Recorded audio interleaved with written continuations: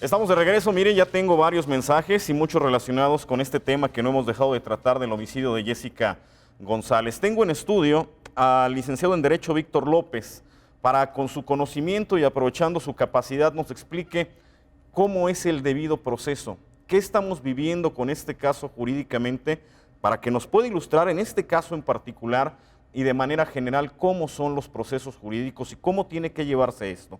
Platicábamos en el corte con él sobre lo selvático que a veces resultan las redes sociales. El reclamo el fin de semana era: no lo van a agarrar, es hijo de un funcionario, es sobrino de un funcionario, ya les dio dinero y lo van a dejar ir. Lo agarraron, ahora no es.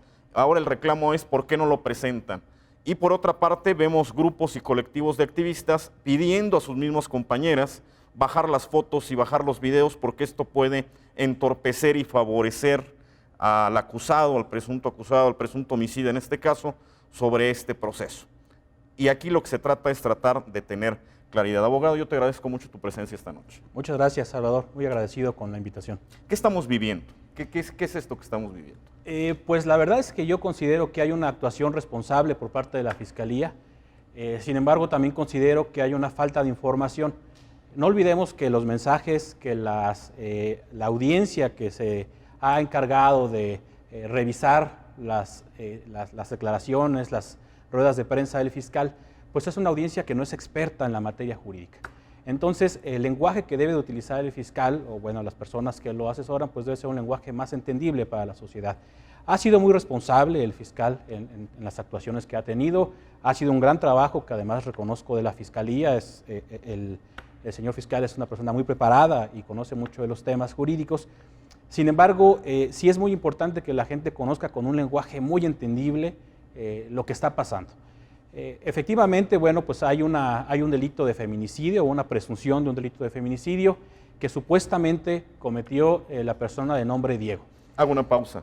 ¿Por qué utilizas el término supuesto, presunto, en este momento? Podríamos entrar ahí un poco al tema ya. Sí, cómo no. No hay una sentencia aún. Mientras no haya una sentencia dictada por un órgano jurisdiccional competente, en este caso un juez, no podrá considerársele como culpable. Algo que tenemos ahorita muy de moda y que además es parte de los derechos humanos fundamentales del ofendido, del imputado, perdón, es que se encuentra además consagrado en el artículo 20, apartado B de la Constitución, pues son sus derechos humanos fundamentales. Entre ellos está un debido proceso. Dentro de ese debido proceso está la presunción de inocencia, que es una regla del trato al criminal. Entonces hay que tratarlo como inocente hasta que el propio juez determine que no es culpable o que sí es culpable. Entonces, mientras esté en un proceso penal, pues seguirá siendo inocente hasta que se dicte una sentencia de manera definitiva. Por lo tanto, bueno, pues actualmente lo consideramos como presunto responsable del delito de feminicidio. Para que pueda haber una determinación judicial, necesitamos y que el juez le dicte una sanción de acuerdo a lo que establece el delito de feminicidio, pues debe de haber una sentencia penal, y dentro de esta sentencia pues deberá de señalarse que existió la responsabilidad probada de esta persona y que además existieron los elementos del cuerpo del delito para acreditar que se cometió el delito de feminicidio y que él cometió el delito de feminicidio. Hoy estamos viendo la segunda parte después de que el viernes se girará una orden de aprehensión. Se captura, se le presenta ante el juez. ¿Está correcto? ¿Llevamos bien ese proceso? ¿Va en lo que tiene que ser? Es correcto. La primera parte se hace una carpeta de investigación, se hacen todos los datos de prueba, se ofrecen en ese momento, y la Fiscalía se encarga de investigar qué está pasando, cómo se cometió el delito, cómo se dieron las cosas.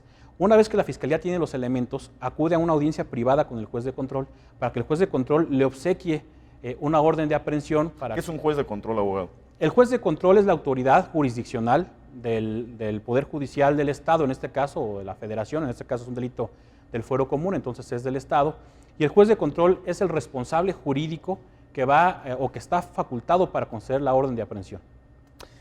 Las redes sociales, ¿qué sí, qué no? Vemos, por ejemplo, esta foto, lo veíamos ahí, el día del anuncio de la Fiscalía, sin los ojos tapados que regularmente se acostumbra. ¿Por qué sí, por qué no? Sí, con la presunción de inocencia, las autoridades no pueden dar ningún dato que haga suponer o que determine la culpabilidad En del esta imputado. ficha de búsqueda Ajá. ¿Es válido con ojos tapados, sin ojos tapados? Es correcto, sin ojos tapados. Es correcto ya. Así es. ¿Por qué sin ojos tapados? Porque ya hay una orden de aprehensión en su contra y la intención es la localización. En este momento en que hay una orden de aprehensión, la Fiscalía puede hacer la búsqueda o la difusión sin los ojos tapados. Las personas, los usuarios de redes sociales, tienen la facultad plena y libre de hacer difusión de la información que así consideren ellos. No se viola la presunción de inocencia si alguien, un amigo, un vecino, un familiar, publicó, posteó en sus redes sociales la foto del hoy imputado. Esto es muy importante porque las redes sociales son nuevos tribunales, ¿no? Prácticamente sin juicio. ¿Qué sí y qué no? ¿Qué sí que no se puede hacer en redes sociales? ¿Qué sería delito? ¿Qué podría entorpecer el proceso? Pueden difundir, he leído yo algunos comentarios que insisten mucho en que se baje la información de redes sociales, que las fotografías no se suban porque puede interferir con el proceso y salir en libertad el imputado por la falta de presunción de inocencia, por la violación de este principio. No es así. Todas las personas pueden llevar a cabo la difusión de lo que deseen en sus redes sociales, siempre y cuando, evidentemente, pues, no causen un daño, ¿no? Suponiendo sin conceder que la persona imputada sale en libertad porque se acredita que no tiene responsabilidad en el caso, pues él pudiera así entonces irse a través de un juicio en materia civil a reclamar un pago de la reparación del daño en contra de las personas que en redes sociales lo difundieron. Si resulta culpable, pues evidentemente no habrá nada de esto, pero en redes sociales la gente puede señalar lo que corresponda, no así las autoridades. Te voy a leer un mensaje que me parece ejemplifica la pregunta que yo iba a realizar, pero esta está puesta como es. Dice, buenas noches, queremos ver el rostro de Diego, porque solo dicen, pero así como está de corrompida la justicia, a lo mejor solo están diciendo que ya lo agarraron, pero no lo hemos visto con esposas, queremos verlo esposado para ver que efectivamente ya lo agarraron. Hay un tema histórico, desde que yo tengo uso de razón, contra la justicia. O sea, la justicia siempre está corrupta, la justicia nunca es limpia, la justicia siempre nos miente. Nunca ha existido confianza, no es un tema de este gobierno, ni en el pasado, ni en el anterior, es un tema histórico. ¿Tú qué opinas de esto? Es correcto. Evidentemente, bueno, hay recomendaciones de derechos humanos. Podrán decir, bueno, pues los derechos humanos son más benevolentes para el imputado que para la víctima. Porque pues, la víctima la conocimos desde el primer momento. Es correcto. Es correcto. Con nombre y apellido. Es correcto, así es. Desde el primer momento sabemos quién es la víctima. Y bueno, con el imputado sí hay cierto cuidado para no entorpecer, insisto, el debido proceso. No se va con esposas, no se va a ver en un operativo que lo detienen y demás. No se ve de esta manera porque hay inclusive recomendaciones de los derechos humanos y de incluso de organismos internacionales que las esposas y los grilletes de preferencia no se utilicen. Lo que se hacía en la administración del presidente Calderón violaba, entonces era violatorio de este llamado debido proceso. No había reformas constitucionales aún. Después de del presidente Calderón hubo algunas sentencias incluso por la Corte Interamericana que obligan al Estado mexicano a reformar sus leyes. Hay un nuevo sistema penal acusatorio y bueno, pues también se da estas situaciones en las que no podemos exhibir al imputado como un trofeo. Si el fiscal hubiera sacado una fotografía o hubiera hecho él en la rueda de prensa la presentación del imputado, hubiera violentado el debido proceso y por supuesto que ahorita estaría fuera el imputado. Hoy fue presentado, te lo leo como viene aquí, vinculado a proceso. La primera pregunta sería eso, ¿qué es vincularlo a proceso? Después de que se cumplimenta, de que se lleva a cabo, de que se captura, de que se lleva a cabo la orden de aprehensión, se presenta ante un juez. Y ese juez hace una audiencia denominada por los abogados la audiencia combo. En esa audiencia el Ministerio Público, no voy a utilizar términos tan jurídicos, claro, más entendibles, el Ministerio Público le dice al juez, señor juez, te venimos a presentar a esta persona porque estamos acusándolo, en este caso, del delito de feminicidio. Después de esto, el juez va a determinar si fue bien hecha o no la imputación, si estaba bien hecho o no lo que está diciendo el Ministerio Público, y posteriormente, bueno, pues ya determinará el juez si se le vincula a proceso, es decir, considero hasta ahorita, tengo indicios de que si eres responsable, de que si eres culpable, entramos al juicio oral. De acuerdo a lo que hemos leído, la Fiscalía lo acusa de feminicidio y abuso sexual cometidos en agravio de Jessica González. ¿Qué significan estos delitos? ¿Cómo se logra que el imputado, en este caso, tenga estos delitos como parte de la imputación que hace la Fiscalía? Habrá que revisar muy bien el caso. La Fiscalía, si lo está imputando por feminicidio, que es lo que tengo entendido, no puede imputarlo a la vez por delitos sexuales. Para que se dé el feminicidio, una de las causales del feminicidio es que haya un delito sexual. Entonces, como ya hay un delito sexual, se está dando el Es feminicidio. una redundancia. Así es, se llama principio de subsunción en el ámbito legal. Es una redundancia. ¿Qué sigue, abogado? Vamos arrancando este proceso. Leí en algunos lados que será en 4 meses cuando se dicte sentencia. ¿En qué parte de este proceso vamos? Bueno, ahorita va empezando prácticamente el juicio.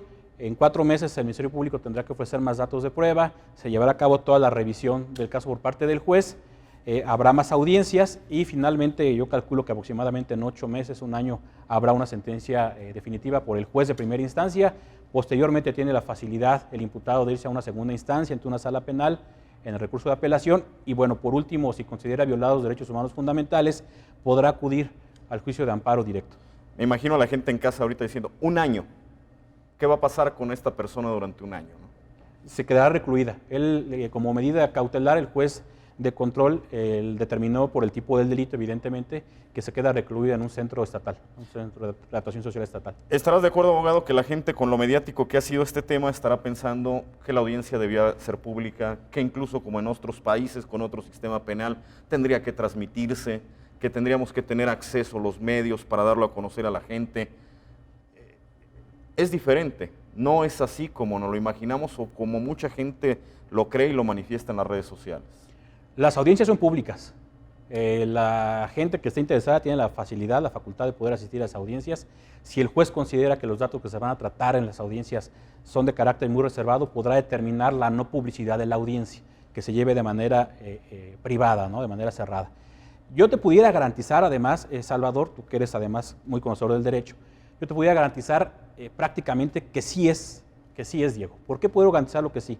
Porque el día de hoy se llevó una audiencia en la que estuvo la familia de la víctima, es decir, las víctimas indirectas. Esa es otra, hay gente que dice que no es. Así es, he leído mucho que no es.